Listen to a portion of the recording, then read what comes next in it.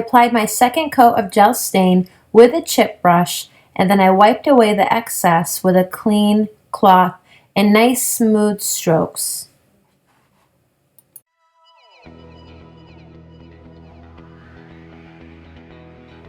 I went ahead and applied my second coat of One Step Paint in Midnight Dreams, and that's all it needed. The new formula is amazing, the coverage is great, nice and smooth, and it smells wonderful too.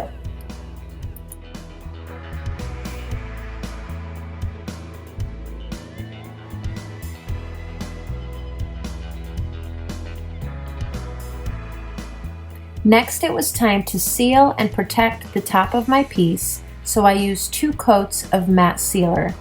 As you can see, it initially goes on fairly white, but it does dry clear and it doesn't have too much sheen to it. It gives you a nice matte finish.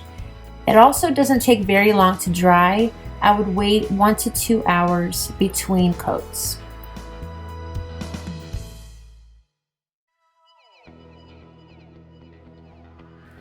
I was ready to seal the rest of my piece, so I used Mind Your Own Beeswax by Amy Howard to do so.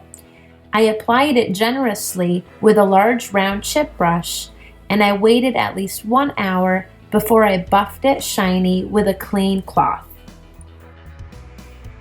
I was so excited to try Amy Howard's mica powder in deep gold for the first time.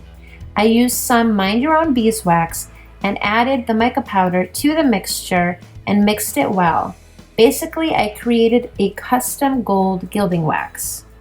I used a makeup brush to apply it very gently to my piece, just to accent the legs and certain features of the table.